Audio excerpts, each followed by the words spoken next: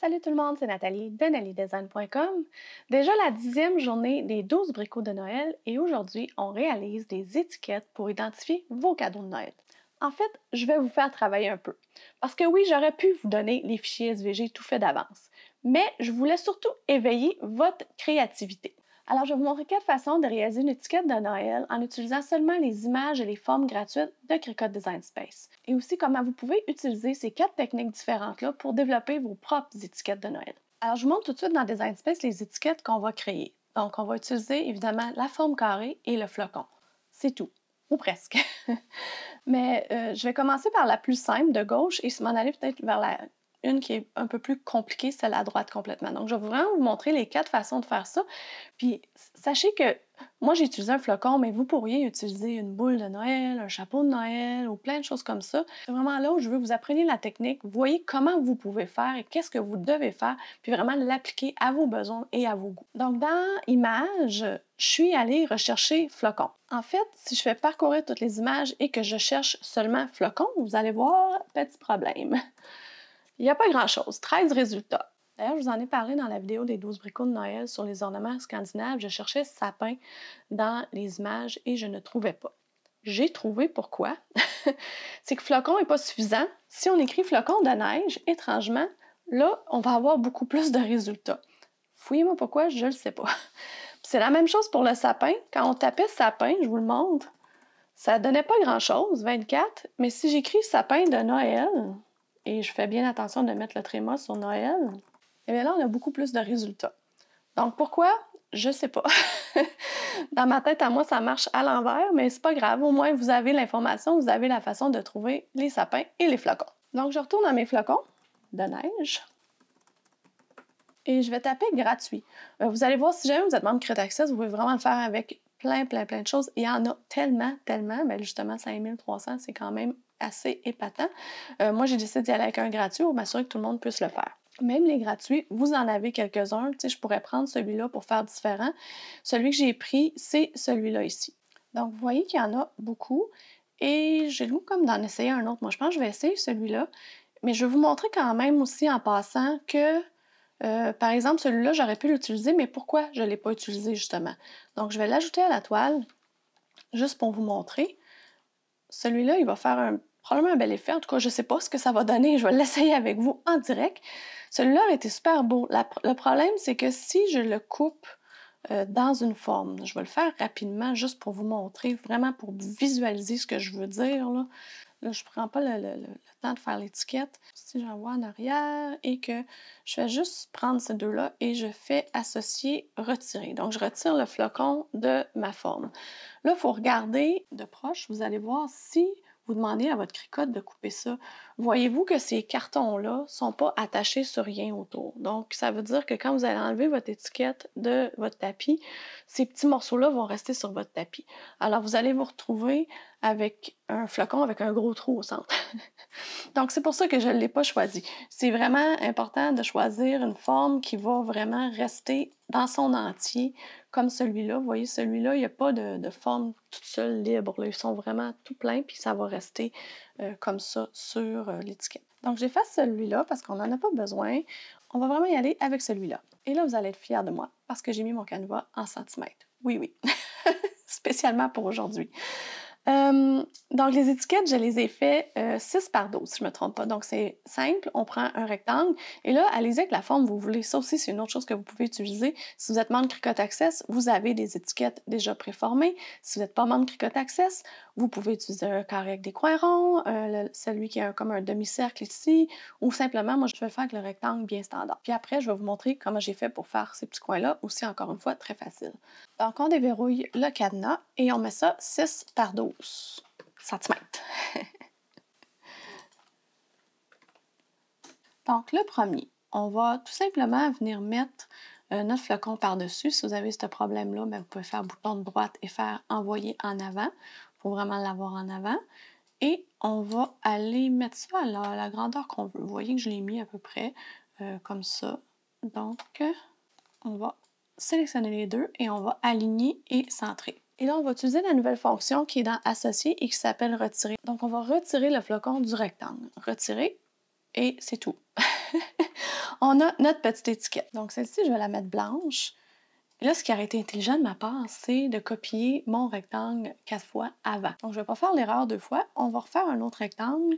En fait, j'en fais un encore déverrouillé 6 par 12. Et les autres, si vous voyez, sont un petit peu plus petits.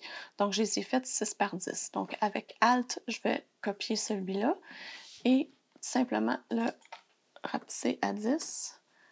Et le recopier encore avec Alt, ou vous pouvez utiliser le petit CTRL D pour dupliquer ou le petit bouton ici. Moi, j'aime beaucoup utiliser Alt. Donc, j'en mets un rouge, j'en mets un vert et j'en mets un bleu. Honnêtement, ça n'a pas d'importance, c'est juste vraiment pour m'aider à les différencier. Là aussi, j'ai perdu mon flocon. Ben, j'ai perdu. Je ne l'ai pas perdu, mais il est rendu intégré à mon étiquette. Petit truc que je veux vous montrer.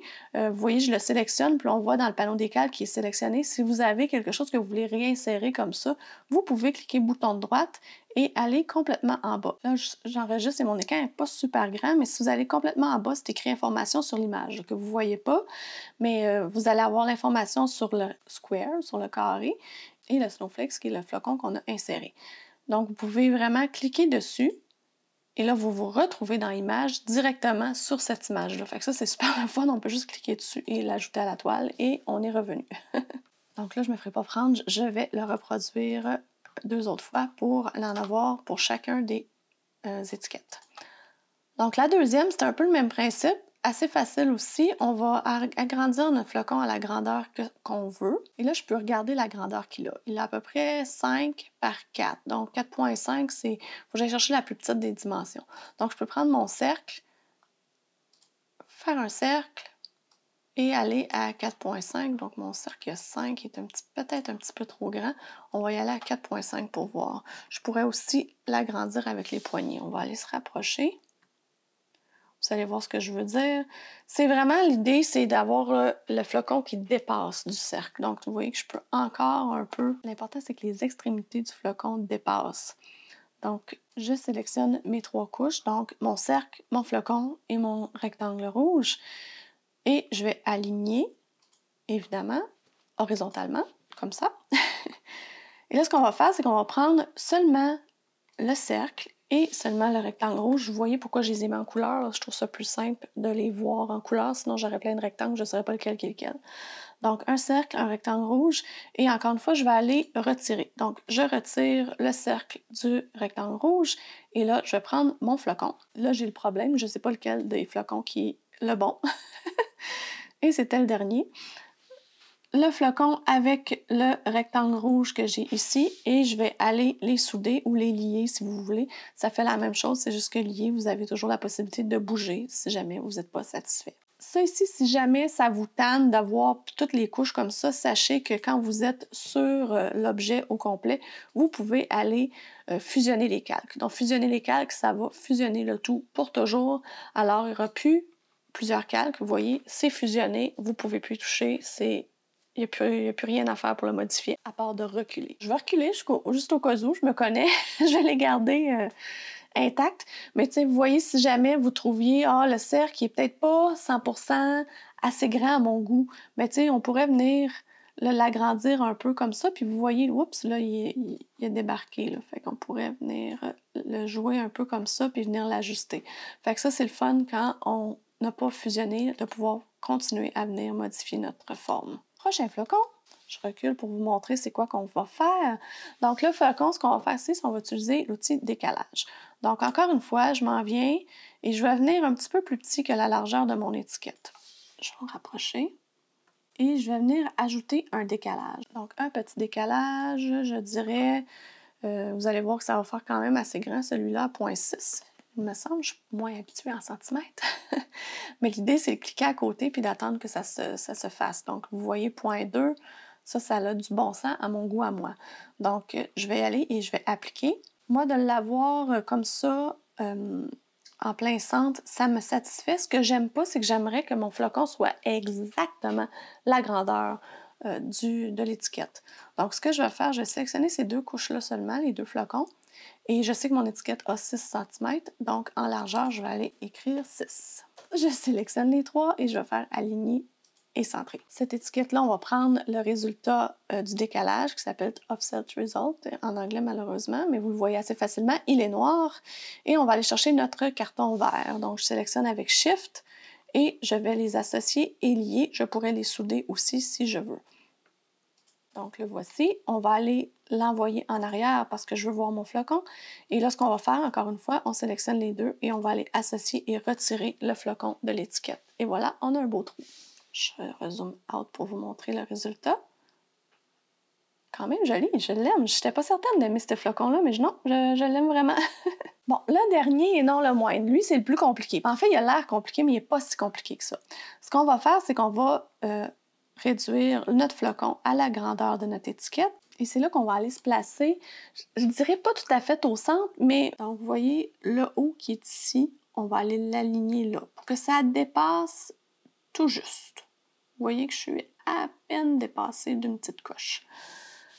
Je vais rezoomer out parce que là, évidemment, je vais l'aligner horizontalement comme ça. Donc, je sélectionne les deux, j'aligne horizontalement et on va utiliser couper. Donc, pendant que les deux sont sélectionnés, on va couper. Quand on fait couper, on a 4 couches comme résultat de notre découpe comparé à retirer qui, lui, s'est fait automatiquement. On n'a rien d'autre à faire. Donc, avec couper, le résultat de notre découpe se retrouve en haut complètement du panneau des 4. Donc, je roule jusqu'en haut et je les vois. Résultat de la découpe. Donc, j'ai 2 flocons d'en haut et l'étiquette au complet et un flocon en bas. Ce que je vais faire, c'est que les deux d'en haut, j'en aurai pas besoin. Donc, je vais supprimer avec le bouton Delete celle-là, ou vous pouvez utiliser aussi la petite poubelle. On a retrouvé notre trou. Et là, celui d'en bas, je vais le sélectionner et je vais aller le monter. Juste un petit peu pour qu'il chevauche vraiment notre étiquette. Parce qu'après, on va aller souder. Donc, je me zoome un peu. Et ce que vous pouvez faire, c'est utiliser la petite flèche par en haut sur votre clavier. Donc, en faisant ça, vous allez bouger de quelques millimètres, puis ça va vous empêcher de bouger de gauche à droite aussi, fait que ça va rester vraiment centré. Donc là, ça se chevauche. Je suis capable d'ajouter à ma sélection en utilisant un Shift mon étiquette et de faire associer, souder ou lier. Et voilà notre petite étiquette flocon super cute. Qu'est-ce que vous en dites? Avez-vous des idées de choses que vous pourriez faire avec ces techniques-là? Laissez-moi un petit commentaire, j'aimerais vraiment ça. Puis si vous aimez la vidéo, n'oubliez pas de mettre un petit pouce par en haut pendant que vous y êtes. Donc, il nous reste juste quelques petites étapes, de faire les trous, si vous en avez besoin, et d'écrire dessus. Et je vous ai promis de vous montrer comment faire les petits coins comme ça. Donc, je fais ça rapidement. Les trous, évidemment, c'est simple. Un cercle qu'on va faire, moi je l'ai mis à 0,4 si ma mémoire ne fait pas défaut. Et on va venir le sélectionner. Comme je vous ai dit, quand vous voulez sélectionner quelque chose qui est petit, vous cliquez à côté, vous cliquez dessus et vous gardez votre souris enfoncée. Je le répète, je l'ai dit dans une autre vidéo des 12 bricots de Noël, mais c'est quelque chose qui est vraiment très utile. Donc, encore une fois, on sélectionne les deux, on aligne si ça nous tente. Moi, ça me tente toujours. Et on va faire retirer. Donc, ça va nous faire un beau trou, pas plus compliqué que ça. On fait ça pour toutes les autres. Je ne le ferai pas parce qu'à un moment donné, vous allez être tanné. Pour les coins que j'ai fait comme ça, honnêtement, vous pouvez y aller comme bon vous voulez, comme bon vous semble. Ce que j'ai fait pour essayer d'être plus simple, vu que ça a 6 cm, je suis vraiment venue me centrer dans les carrés. J'ai utilisé les carrés pour m'aider. Et j'ai utilisé cette forme-là. Vous pourriez vraiment utiliser n'importe quelle forme. Je suis venue la placer, environ, en m'alignant sur les carrés, environ comme ça. Fait que la forme, elle est comme symétrique, donc c'est parfait. Je peux la reproduire, puis aller en mettre une autre. Puis comme je me suis mis à peu près au milieu de ce carré-là, mais je vais faire la même chose. Puis j'essaye d'aligner tout ça. Idéalement, on zoome un peu plus proche pour être vraiment précis, mais là, il ne faut pas en faire une maladie non plus. Donc idéalement qu'il soit un petit peu plus haut que plus bas, ça va être mieux, sinon vous allez avoir un petit croche. Et là, une fois que vous avez ça, vous sélectionnez le tout et vous faites associer, retirer. Et c'est tout. Pas plus compliqué que ça. Donc, vous pouvez vous amuser avec les formes là, pour vraiment changer les choses. Ça peut être quelque chose de super amusant. Pour le texte, je suis allée sélectionner BFC Jolly Santa, si vous me posez la question. Donc, dans le texte, vous pouvez aller filtrer par les polices écriture. Si vous n'êtes pas membre Cricut Access, n'oubliez pas que vous pouvez utiliser la police Telegram, qui est une super belle police gratuite, aussi super le fun en écriture. Évidemment, si on ajoute de l'écriture, on sélectionne tout ça et on attache. pour les étiquettes, j'ai décidé de faire quelque chose de spécial. J'utilise pas souvent ces papiers brillants-là, puis je me suis dit que Noël, c'est l'occasion parfaite de mettre du brillant. Donc, j'ai un qui s'appelle Sparkle Paper Bejewel. Et j'ai l'autre qui est le papier cartonné Glitter là, de Cricut. Donc, ce que je vais faire, ce qui est drôle avec ce papier-là, c'est que l'arrière est comme un carton blanc ordinaire pour les deux. Fait que ce que je vais faire, même si on a l'impression à l'écran que mon écriture est sur le devant, bien, mon écriture va être à l'arrière. Donc, ce que je vais faire pour couper mon carton, je vais vraiment venir l'appliquer face vers le bas sur le tapis. Alors, ça va écrire à l'arrière, mais mon étiquette va être quand même en glitter de ce côté-là. Puis on dirait que j'aime ça, moi, quand je mets ça sur un cadeau, de pas qu'on voit pas directement à qui c'est, de qui c'est, qu'on a besoin de soulever puis de regarder en dessous. On dirait que je trouve ça plus fun. Donc, ça va être ça que ça va donner. Alors, je m'envoie tout ça. L'idée, c'est vraiment de sélectionner le bon matériau par rapport à ce que vous avez dans Design Space. Vraiment, si c'est des matériaux qui crottent, c'est super facile, c'est là. N'oubliez pas de faire un test de coupe avant si vous n'avez jamais coupé ce matériau-là. Et moi, je coupe tout ça puis je vous montre le résultat tout de suite après.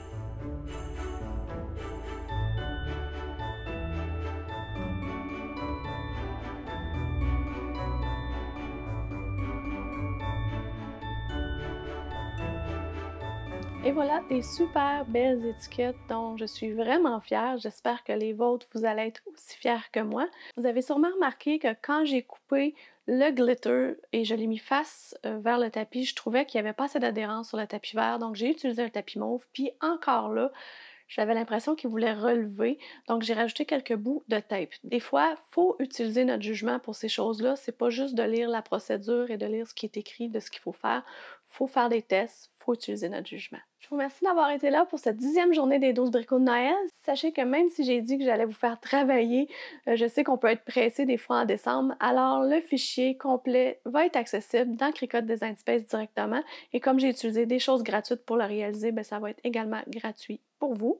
Le lien va être dans la description de la vidéo. Si vous voulez encore plus de variétés d'étiquettes, je vais vous mettre une vidéo juste ici dans laquelle il y a un fichier SVG qui comprend 12 étiquettes gratuites. Et quand la vidéo des 12 bricots de Noël de demain va être prête, ben je vais vous la mettre juste là. Bye bye, à demain!